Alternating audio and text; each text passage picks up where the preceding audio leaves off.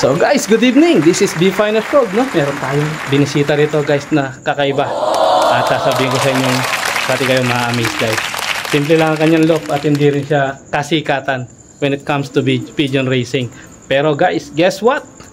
First overall guys, dito sa ating SBR na palaro ng Tarlac City.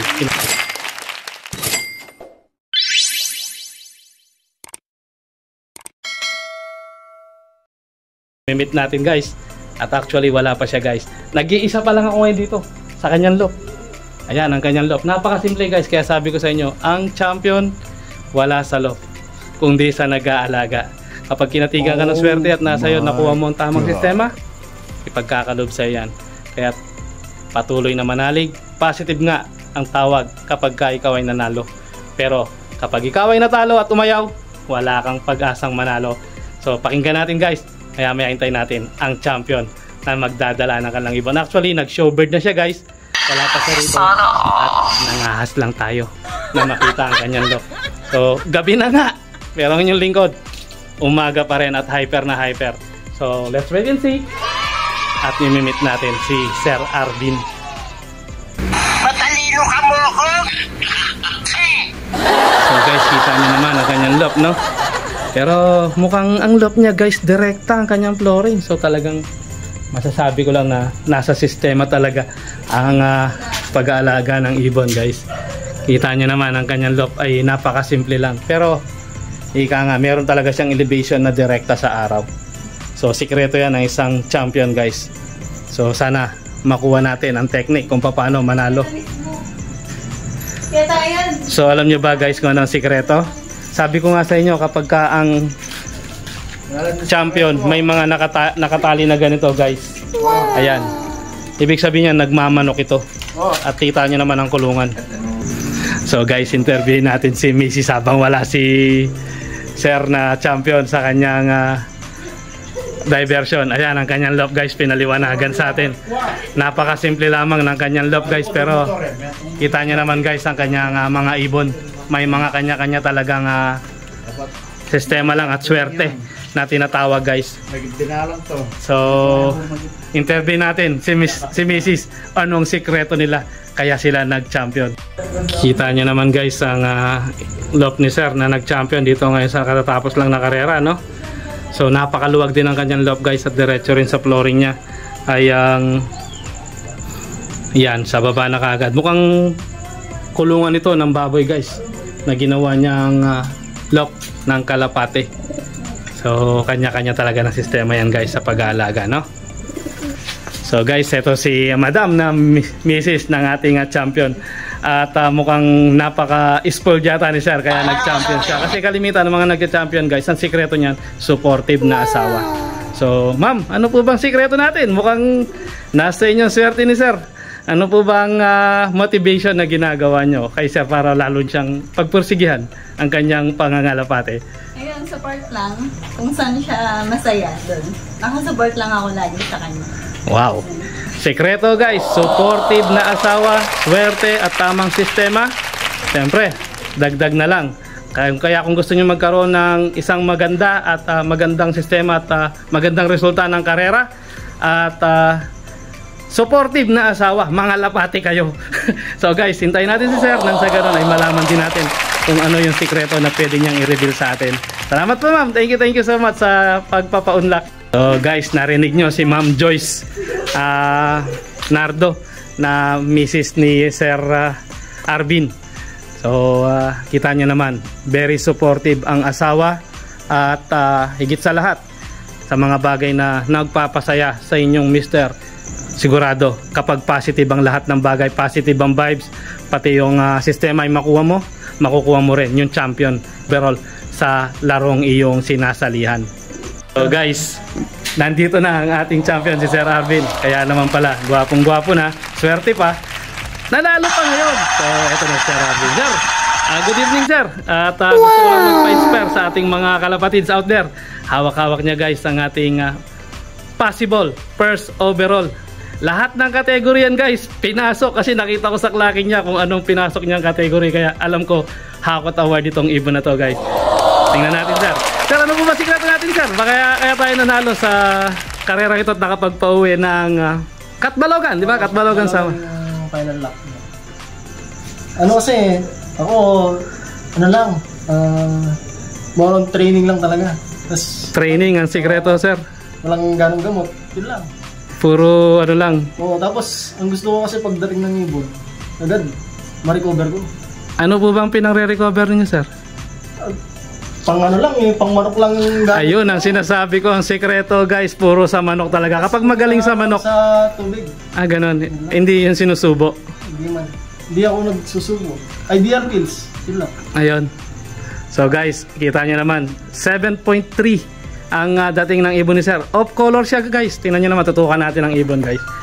Ayan, pakiladad nga sir yung ano niya, yung pakpak niya sir. Ayan, kitang-kita nyo naman yan guys. Talaga naman. Kita nyo naman guys, netoy lang ang ibon. Pero umakot ng mga papremyo dito sa South Derby Race natin. So, ang motivation niya lang guys, alam nyo ang sikreto, sa totoo lang, napaka-supportive na pamilya sa ginagawa mo. Number 1 yon. Kapag suportado ka ng pamilya mo sa iyong mga ginagawa at lalo na sa sports na pinasukan mo, kahit anong gawin mo, pwede kang magpunyagi dahil nandyan sila nagmo-motivate sa iyo positively. So guys, samahan ng dasal, siyempre tiwala sa Diyos sa lahat ng ginagawa natin, hindi ka mapapasama, ika nga. So guys, inspirasyon lang ito guys sa ating mga kalapatids out there na tatingin ko si Sir Arvin kasi hindi ko masyadong kilala sir. Si Sir Arvin, first time lang yata itong nanalo sa karera. Pangilang sali mo ngayon sir? 3 years na akong 3 years ka nang kumakarera, first time ka lang nanalo ngayon? After ng pandemic. First time ka lang nanalo ngayon? Sa ibang club nakakakuha naman ng ano po ba yung club na dati yung pinapasukan? Naglalaro din ako ng GRPL. Nanalo ka sa GRPL? Oo, yung mga panris. Ay, ganon. So guys, kita nyo naman ha. Kita nyo ang ibon ni sir. Netoy lang yan. Pero complete clock, 7.3 ang kanyang puntos.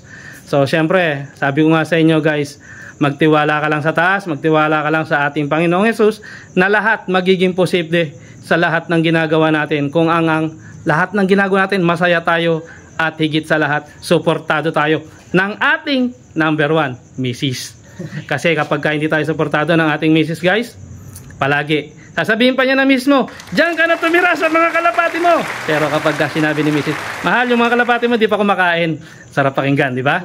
Kaya tiwala lang, ika nga, sa lahat ng ginagawa natin at magkakaroon ng magandang resulta. Ano sir ang possible na pwede nating mapanalunan ngayong araw na to na yung posible na pwede nating makuha ng yung ano sa YB tapos pati bayan sir yata kay sa inyo rin kasi nakita ko sir yung category nyo lahat nakuha nyo. Oo, nasa number 1 siya sa ano of color. Oo, siya na yung number 1 ranking talaga. Nakita ko yung rank nyo, number 1 kayo sir, tapos talagang walang sisipa sa inyo. Sisipa. Kasi nakauna pa rin kayo ng clock. So talagang napakaswerte. Tapos super set. Possible sir, may number ba tayo na pwede natin mapanalunan? Tapos Motor Cup. Ilan yung motor na makukuha mo sir? Possible, 2? NMAX tsaka Honda. Yun, guys, kita nyo naman ha. NMAX and Honda Click binigay ng isang ibon sa kanya. So off color category yan guys, naka old bird category pa yata ang ibon so guys. So kaya sweep lahat ni Sir Arvin ang panalong ito. So saan ka pa? Swerte ang 2025 kay Sir Arvin. Napakaswerte. So ano sir ang may papayo ninyo sa mga fanciers na gusto nang sumuko sa kanilang pag-iibon? Basta tiyaga lang. Tiyaga sa pag-training, sa pag-breed, laging ano yun. May sikreto ba tayo sa breeding sir? Wala man, para ano lang din, simple lang ang mag-breed. Basta na urga, na i-condition yung ibon, flashing, gano'n. Basta condition talaga yung ibon. Yun lang. So anong sir na may sign ba yan sir na uuwian ka ngayon ng ibon? Basta positivity lang. Positive lang, ano? So yan nga guys, sabi ko nga sa inyo, being a positive in everything you do and always put God first guys. Basta ako, pinaka-armas ko sa lahat para sa akin guys, put God first in everything you do. At ibibigay sa ni Lord kung ano yung nanaisin ng puso mo. Kahit anong galing natin guys, kung hindi natin paunahin si Lord sa lahat ng ginagawa natin, walang mangyayaring maganda. Huwag tayong magmagaling sapagkat isa lang magaling sa mundong ibabaw na to. Yan lang ang ating Panginoong Hesus. Yan. Grabing ibon ito guys. Nanginginig Sa pa tingin yan. ko Kaya talaga pakakamahalin ito champion. ni Sir Arvin dahil siyempre hindi mo masasabi talaga guys kung ano ang itsura ng ibon na Namo magcha-champion. nanginginig. Kuya ko. Yung layo ba naman nilipad niyan?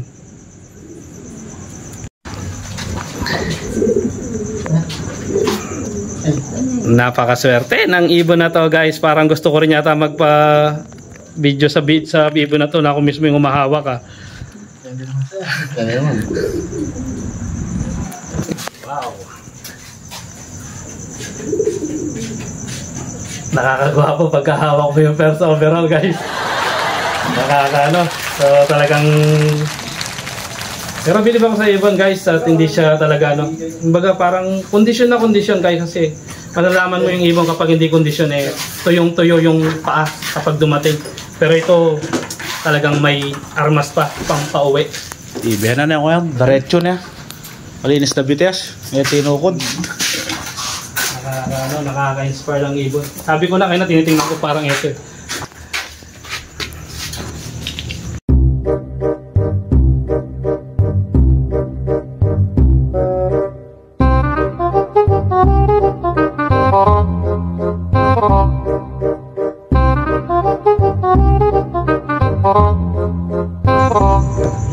Wala marin yung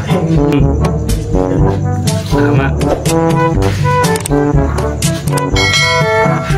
Ano na parang sige may tunang. Yung ano. Pero may inipay ko pang dalawa siya. Bugklak din yun. Lima na rin. Tapos lagay akong ini. Lima na yung sasawasan. Yung asawa niya. Tsaka yung isa, yung sinipon. Number 12 sa ranking niya. At dalawa nito silipon. Guys, napakasarap no na makapag-vlog tayo. Ako guys, sa totoo lang kinikilabutan ako habang nagba-vlog ako kay Sir Arvin no.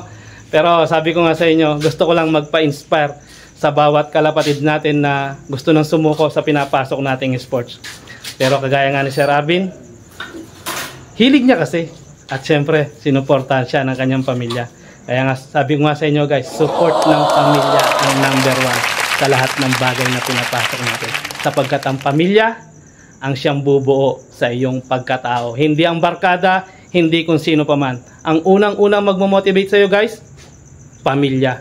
Lalo na't kung may Diyos kang sinasandigan, walang imposible. So ito ang inyong lingkod, Be Finest World! Always choose to be happy and be courteous to others.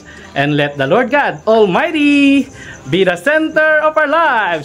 Bye for now and God bless! Gupo yan, ang clacking na yan. Ito ang ginawang pagbabasket ng ating kalapatids na si Sir Arvin sa main loading station ng ating karera.